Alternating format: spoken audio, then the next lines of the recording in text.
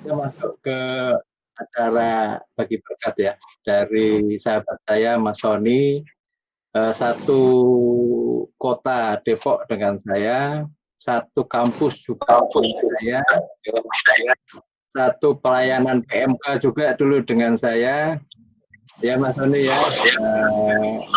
Jadi ini apa ya? Nggak tahu kok bisa tinggalnya bareng-bareng di Depok ini ya. Dulu Mas Sony itu di Madiun sebelumnya. Lama di Madiun, kemudian pindah ke Jakarta dan tinggalnya di Depok. Mungkin ya kami hati sudah. Nanti ini untuk sharing, kami satu komunitas PA ini sangat di apa ya, di encourage sama Mas Sony yang selalu cerita, selalu update tentang kondisinya. Dan setiap kami kita PA atau ngobrol-ngobrol dengan video conference, walaupun dengan kondisi tiduran, dengan kondisi yang mungkin tidak apa ya, tidak antara badan dan pikirannya, tapi selalu hadir. Jadi menguatkan kami semua dalam satu komunitas dan kita selalu akan bersama-sama. Oke, silakan Mas Sony diceritakan. Ya, baik, terima kasih teman-teman. Ya, saya sudah diperkenalkan banyak oleh Mas Guntara. Saya alumni Teknik Mesin ITB 85.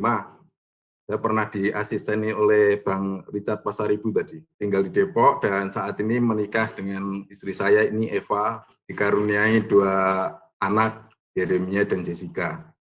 Saya divonis terpapar virus COVID-19 berdasarkan hasil swab test pada akhir Maret 2020. Padahal sebenarnya yang saya rasakan pada saat itu adalah demam tanggal 12 Maret selama kurang lebih 5 hari. Rata-rata suhu 37,6 lah. Setelah sekitar 2 minggu demamnya hilang, tapi kondisi badan masih merasa nggak nyaman, greges dan juga tidak fit. Saya sempat divonis, saya sempat menderita bronkopneumonia di paru-paru saya, tapi kemudian pada awal April dinyatakan sudah clear, sudah sembuh. Nah, pada saat saya dinyatakan terpapar oleh COVID-19, memang saya diwajibkan melakukan isolasi mandiri. Banyak orang menghubungi saya, khususnya dari Dinas Kesehatan dan juga dari Kepala Puskesmas Depok dan juga Ketua Gugus Tugas di lingkungan perumahan kami. Mereka mengingatkan isolasi mandiri dan kemudian juga wajib lapor kondisi suhu badan saya, kemudian mendeteksi gejala seperti batuk, sesak nafas maupun diare. Namun sesungguhnya ini isolasi mandiri yang jalan sejak 16 Maret ketika kami juga was-was, kemudian kami melakukan isolasi mandiri di bawah pengawasan istri saya sebagai dokter sekaligus polisi kesehatan saya. Namun terus terang ketegangan mulai muncul karena kenapa? Karena saat swab kedua, saya sama istri dan anak saya kedapatan masih positif. Saya kedapatan masih positif, sementara istri dan anak saya negatif. Saya merasa pada saat itu kok, wah ini kok nggak berguna sekali ya. Karena kebetulan kantor juga mulai mengurangi keterlibatan saya dalam proses pengambilan keputusan, padahal di sisi lain saya merasa sehat dan siap beraktivitas. Teritori saya mulai dibatasi, saya nggak bisa keluar kamar, sekali lagi bukan oleh Dinas Kesehatan, tapi oleh istri saya. Jadi makanan dikirim, baju kotor sebenarnya enak, tinggal dilempar keluar jendela, kemudian istri saya yang nyuci bersih sesuai protokol kesehatan sekali lagi. Enak sih sebenarnya. Dan dari kamar itulah saya melakukan kegiatan saya termasuk video conference dengan teman-teman PA dari kamar dan beberapa kali mungkin teman-teman melihat saya PA sampai tertidur. Kemudian saya juga merasa jadi beban oleh istri saya karena sejak isolasi mandiri dilakukan, itu asisten rumah tangga kami berhentikan supaya tidak terpapar dan semua dilakukan oleh anak dan istri saya. Saya kadang-kadang kalau malam-malam itu keluar kamar, ya melanggar ketentuan sedikit karena yang istri saya sudah tidur, saya ngelihat, wah kasihan tertidur tapi wajahnya capek gitu loh. Tapi untungnya saya kondisi ini tidak diperparah dengan, ya artinya duit dari kantor mungkin tidak dipotong juga. Nah, beberapa hal yang saya lakukan adalah, pertama adalah mengurangi tekanan. Tekanan bisa muncul karena dari kantor, seperti hal-hal tadi. Saya distribusikan tekanan dengan coba berkomunikasi, ya artinya menghubungi teman-teman terdekat kami, teman-teman gereja, teman PA. Jadi kami saling, tentu saja saya tahu Mas Setio dan teman-teman mendoakan saya. Terima kasih untuk itu. Kemudian saya juga menjaga imun tubuh saya, menikmati makanan olahan istri yang kami anggap paling bergizi, kemudian minum suplemen, olahraga terbatas di kamar, dan mematikan televisi, tidak mendengar sama sekali berita yang mendiscourage kami dalam hal semangat. Tapi sebaliknya kami juga mendengarkan hal-hal yang lucu-lucu, film komedi dan lain sebagainya, itu saya setel di dalam kamar. Saya bisa ketawa sendiri untuk itu. Nah, berkat yang saya peroleh, sebenarnya saya merasa bahwa ini saya itu memang terpapar dari teman Pertamina, kemudian kok ya ke saya, nggak ke yang satu lagi. Itu sesuatu yang buat saya, teman saya yang satu lagi masih sehat sampai sekarang. Akhirnya saya menyimpulkan, ya sudahlah, ini orang-orang pilihan yang dipilih oleh Tuhan untuk eksperimen COVID. Dan ini hal yang ketiga, saya mengalami seperti near miss gitu ya, jadi nyaris gitu ya.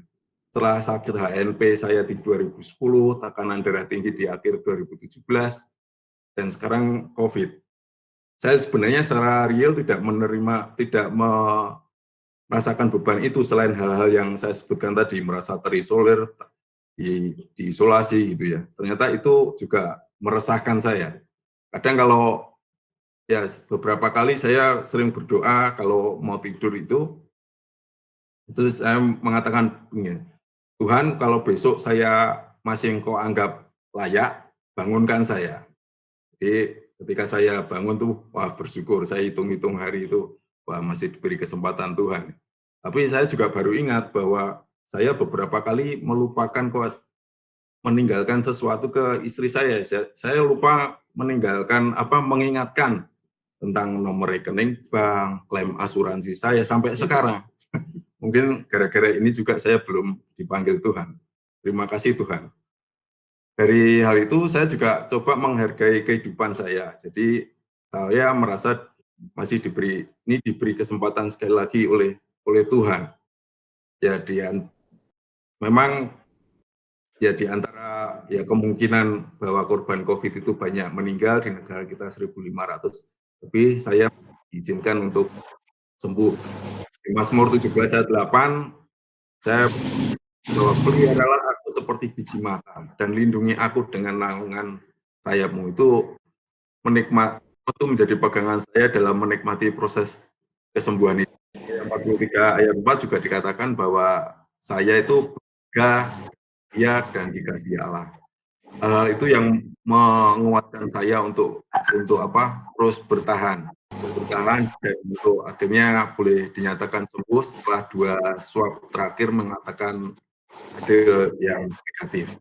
Saya juga belajar tentang bagaimana menghargai jalinan pertemanan, termasuk di NAFDEBO kami yang saya bersyukur dibesarkan, ya dikelilingi oleh para pengawal surga, saya bilang.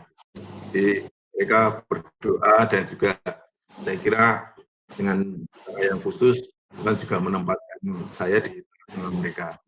Yang terakhir adalah bagaimana menghargai pasangan. Sungguh saya untuk kesekian kalinya disadarkan bahwa inilah pasangan saya yang tepat. Ini saya yang tepat. Ini sudah teruji melewati banyak hal yang tidak mudah. Terima kasih. Jadi ini saya bersyukur, di atas semuanya itu saya bersyukur bahwa ini semua adalah kedaulatan Allah. Saya melewati satu skenario dari Tuhan, saya cukup bersyukur dengan keberadaan sebagai orang Jawa, karena orang Jawa itu pasrah, jadi tolong saya untuk tetap punya harapan kepada Tuhan. Bang, saya sebenarnya juga nggak takut mati, tapi rasanya seperti yang Ibu Lydia di Lampung ingatkan saya, kalau kamu hidup itu Son, kamu pasti ada PR yang belum selesai. Saya pegang, terima kasih untuk bisa membagi ini kepada teman-teman, sampai rasa empati saya buat keluarga dari teman-teman yang terpaksa harus kehilangan dengan orang-orang yang dikasihi akibat COVID-19. Terima kasih Mas Gun. Oke, makasih Mas Sony. Waduh, sharingnya luar biasa. Jadi masih ada PR ya Mas Sony ya? Ya, kata Bu Ija. Nah, nanti Eva jangan dibantu ya, ngerjain PR-nya, nanti cepat selesai. Iya, nanti dicek list ya PR-nya. Iya, terima kasih Mas Sony untuk kesaksiannya. Dan saat ini mungkin ada yang istilah Mas Sony sudah berdamai dengan corona ya, sudah berdamai. Sementara kita yang lain masih bermusuhan nih, nggak boleh dekat-dekat, masih jaga jarak. Ya, semoga yang sudah dialami Mas Sony menjadi pelajaran bagi kita semua, apa yang sudah dibagikan tentang dan dukanya, lebih banyak dukanya pasti ya rasanya ya. Bagaimana berinteraksi dalam keluarga sendiri, bagaimana merasa terkucilkan ya Mas Anu ya, dan diawasi oleh istri sendiri gitu. Tidak boleh ini, tidak boleh itu. Katanya ini jadi kayak anak kecil gitu, ada yang cerita seperti itu. Ngambek ya, kalau nggak boleh ini, nggak boleh itu. Ya, gitulah Mas Gun. Ya, terima kasih. Semoga pulih seperti sedia kala Mas Sony. Oke, baik. Terima kasih untuk waktu selanjutnya.